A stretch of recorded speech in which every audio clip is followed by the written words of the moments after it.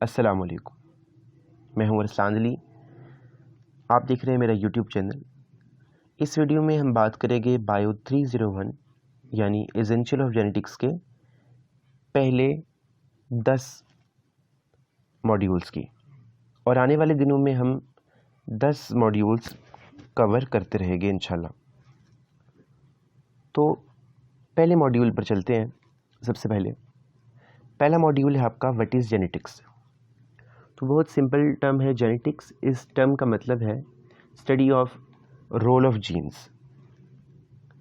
یعنی جینس کو اسٹڈی کرنا اور اس کے رول کو اسٹڈی کرنا. اب تو اس کا مطلب یہ ہوا کہ جینیٹکس میں ہم نے جینس کے بارے میں اسٹڈی کرنا ہے اور اس کے رول کے بارے میں اسٹڈی کرنا ہے. تو جینس کیا ہوتے ہیں؟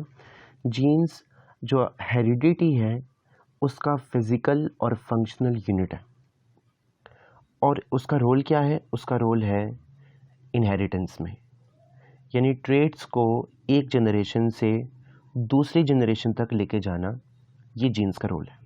تو یہی دونوں چیزیں ہم اس میں پڑھیں گے، اور ہم آنے والے ماڈیولز میں بات کریں گے مینڈلیف کے لاز کے بارے میں کہ اس نے کس طرح سے جینیٹیکل لاز پروف کیے. تمام پروف ہم دیکھیں گے بورڈ کے اوپر. اوکے، تو جینس کے ٹاپک کو سمجھنے کے لیے آپ کو دو چیزوں کا پتہ ہونا چاہیے. ایک ہے جینوٹائپ، یعنی جو جینس کا میک اپ ہے اس کو ہم کہیں گے جینوٹائپ، جبکہ اس جینوٹائپ کی جو فزیکل اپیرنس ہوگی اس کو ہم کہیں گے فینوٹائپ. یہ بات یاد رکھیں کہ ڈی این اے سیکوینسنگ دو طرح کی ہوتی ہے. ایک کلاسیکل جینیٹکس ہوتی ہے اور دوسری ریورس جینیٹکس ہوتی ہے. ڈی این اے سیکوینسنگ کو ہم پوزیشنل کلوننگ بھی کہہ سکتے ہیں. آل رائٹ، تو مینڈلز کے جو قوانین ہیں ان کو سمجھنے کے لیے آپ کو سب سے پہلے سمجھنا پڑے گا کہ مینڈلیف ایک فارمر تھا آسٹریا میں، اور اس نے اپنے ایکسپیریمنٹس کے لیے گارڈن پی استعمال کیا تھا. وہ کیوں استعمال کیا؟ کیونکہ گارڈن پی میں ڈفرینٹ ٹریڈس موجود تھے. اس کی ڈفرینٹ شیپس کی ورائٹیز موجود تھی. راؤنڈ شیپ تھا، یہ رنکلڈ تھے، اور کلر میں بھی ورائٹی موجود تھی، جیسے گرین کلر، یلو کلر. اس کے علاوہ گارڈن پی سیلف پولینیشن بھی کر سکتا ہے اور کراس پولینیشن بھی کر سکتا ہے. اس کا لائف سپین بھی بہت کم ہوتا ہے، اور یہ بہت جلد ہی بہت سارے آف اسپرنگس بھی پروڈیوس کرتا ہے، کیونکہ اس کی بہت سی ورائٹیز ہوتی ہے. اور ان پلانٹس کے میٹنگ جو ہوتی ہے اس کے اوپر بھی ہماری کنٹرول ہوتا ہے، اسٹرکٹ کنٹرول ہوتا ہے. اس کے جو کنٹراسٹنگ جو اس کے ٹریٹس ہیں، یعنی راؤنڈ جو شیپ سیڈ ہے، رنکلڈ شیپ سیڈ ہے، اس طرح اس کے کلر میں جو کنٹراسٹ ہے، انہی کی وجہ سے مینڈل نے ان کو استعمال کیا اپنے ایکسپیریمنٹس میں. تو دوسرے ماڈیول کی طرف چلتے ہیں. اگر ہم جینیٹکس کے سب ڈسپلنس کی بات کریں تو 4 ڈسپلنس ہیں. ایک ہے کلاسیکل جینیٹکس، ایک ہے پاپولیشن جینیٹکس، کوانٹیٹیو جینیٹکس اور مالیکولر جینیٹکس.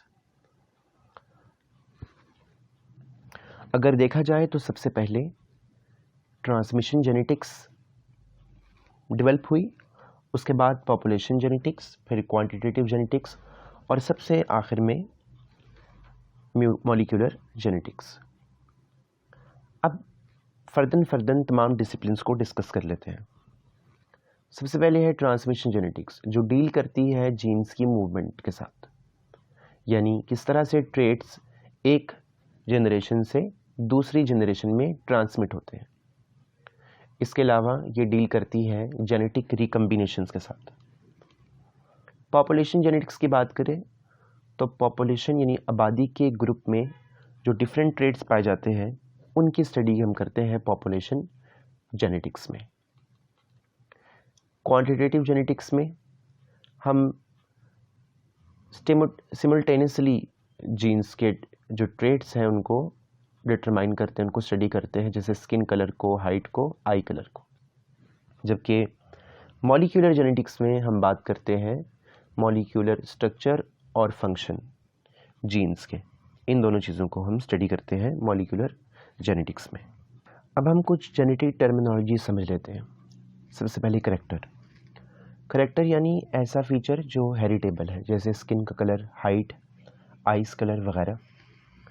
ट्रेट की बात करें तो जो करेक्टर के लिए जो वेरिएंट है उसको हम कहते हैं ट्रेट। जैसे ब्राउन, ब्लैक, वाइट कलर में ट्रेट्स हैं। जैसे हाइट में होगी tall, short etcetera. True breeding का मतलब है कि अगर हम एक ही वैरायटी के जितने भी ऑफस्प्रिंग्स हैं उन सबको हम कहेंगे ट्रू ब्रीड, क्योंकि वो सब ट्रू ब्रीड्स हैं। P1 जनरेशन का मतलब है पेरेंट्स, F1 का मतलब है फर्स्ट फिलियल जनरेशन, F2 का मतलब है second filial generation. Pure cross और हाइब्रिड क्रॉस का मतलब ये होता है कि अगर आप ट्रू ब्रीडिंग का क्रॉस करवा रहे हैं ट्रू ब्रीडिंग के साथ तो ये प्योर क्रॉस है, लेकिन अगर आप ट्रू ब्रीडिंग का क्रॉस ट्रू ब्रीडिंग के साथ नहीं करवा रहे तो फिर ये एक हाइब्रिड क्रॉस होगा। ओके, जैसे मैं आपको बता चुका हूँ कि जीनोटाइप होता है जेनेटिक मेकअप और फिनोटाइप होता है फिजिकल अपीयरेंस किसी भी ऑर्गेनिज्म की। क्योंकि एक जीन जो है वो दो एक पेयर की शक्ल में होता है जिसको हम अलील कहते हैं, तो उस अलील में अगर वो हेट्रोजाइगस अलील है उनमें से एक डोमिनेंट होगा जो अपने आप को एक्सप्रेस करेगा, जबकि दूसरा जिसका एक्सप्रेशन शो नहीं होगा वो होगा रिसेसिव। ओके, अगले मॉड्यूल की तरफ चलते हैं हम। तो पहला लॉ हम जो डिस्कस करेंगे वो है law of dominance. Law of dominance क्या है कि जब आप प्योर ट्रेड्स, प्योर ब्रीडिंग करवाते हैं, ट्रू ब्रीडिंग करवाते हैं कंट्रास्टिंग ट्रेड्स में, यानी फॉर एग्जांपल अगर हम शेप की बात करें तो आप जब राउंड रिंकल्ड के साथ क्रॉस करवाएंगे तो आपको जो नेक्स्ट जनरेशन है उसमें सिर्फ एक ही फॉर्म मिलेगी, यानी डोमिनेंट जो जीन्स होंगे वो अपने आप को डोमिनेंट कर लेंगे। मिसाल के तौर पर अगर एक जो हमारे पास F1 P1 जनरेशन है उसमें एक जनरेशन पर्पल फ्लावर्स है जबकि दूसरी जो है वो प्योर वाइट फ्लावर्स है, तो जब उनका क्रॉस होगा तो उसके नतीजे में हमारे पास जो फ्लावर्स आएंगे वो सारे के सारे पर्पल हो गए, यानी क्योंकि जो पर्पल कलर है वो वाइट के ऊपर डोमिनेंस है, इसीलिए जो हमारे पास नेक्स्ट जनरेशन आएगी वो डोमिनेंट जनरेशन होगी। तो ये हमारा साबित हो रहा है law of dominance. Law of dominance आसान बात यह है कि क्योंकि एक जीन जो है वो अलील की शक्ल में होता है और उसमें से एक अलील डोमिनेंट होता है और दूसरा अलील रिसेसिव होता है। अगर हम इसका मॉडर्न कॉन्सेप्ट देखें तो मॉडर्न कॉन्सेप्ट कुछ इस तरह है कि जो जीन्स हैं वो क्रोमोसोम के स्पेसिफिक लोकस पर होते हैं, उनकी स्पेसिफिक पोजीशन होती है वहाँ पर, तो वहाँ पर जो अलील डोमिनेंट हो गया वो अलील अपना फिनोटाइप भी शो करेगा और दूसरा जो है वो रिसेसिव हो जाएगा और वो अपनी एक्सप्रेशन को शो नहीं कर पाएगा। पांचवें मॉड्यूल में हम बात करेंगे मोनोहाइब्रिड और डाईहाइब्रिड क्रॉसेस की।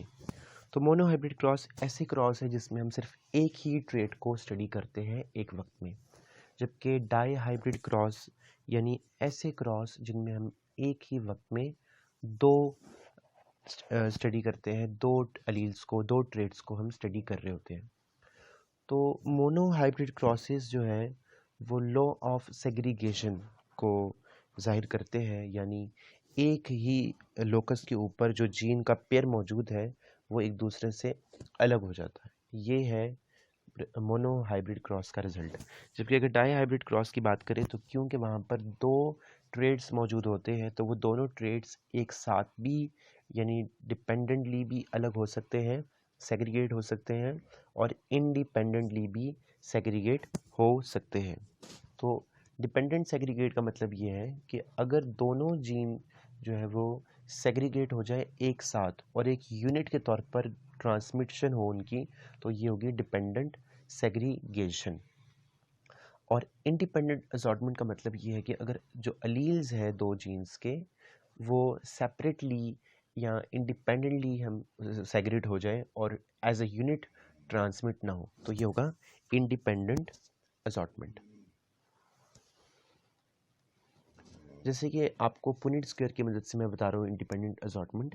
جب ہم نے ٹرو بریڈنگ کروائی پی جنریشن میں یلو راؤنڈ سیڈز کی رنکلڈ گرین سیڈز کے ساتھ، یہ ایک ڈائی ہائبرڈ کراس تھا جس میں 2 ٹریڈس ہم اسٹڈی کر رہے ہیں، تو ہمارے پاس کچھ اس طرح کے میٹس بنے کہ ہمارے پاس جو فرسٹ گمیٹس بنے وہ سارے کے سارے یلو اور راؤنڈ تھے، لیکن وہ ہیٹروزائگس تھے. اب ہم نے F1 کا کراس کروایا F1 کے ساتھ، تو ہمارے پاس 9:3:3:1 سے فینوٹائپک ریشو ہمارے پاس آئی، یعنی 9 جو تھے وہ بنے راؤنڈ اور یلو بنے، 3 جو تھے وہ ہمارے پاس بنے رنکلڈ یلو، 3 ہمارے پاس بنے رنکلڈ راؤنڈ اور گرین، اور 1 ہمارے پاس بنا رنکلڈ اور گرین. تو اس طرح سے ہمارے پاس انڈیپینڈنٹ اسارٹمنٹ ہو گئی. آل رائٹ اسٹوڈنٹس، اس ویڈیو میں ہم پہلے 5 ماڈیولس کو ہی اسٹڈی کریں گے. اگلے 5 ماڈیولس میں اگلی ویڈیو میں سینڈ کروں گا. آپ کی فیڈ بیک کا انتظار رہے گا. اگر آپ نے ابھی تک سبسکرائب نہیں کیا تو سبسکرائب کر دیں. اللہ حافظ.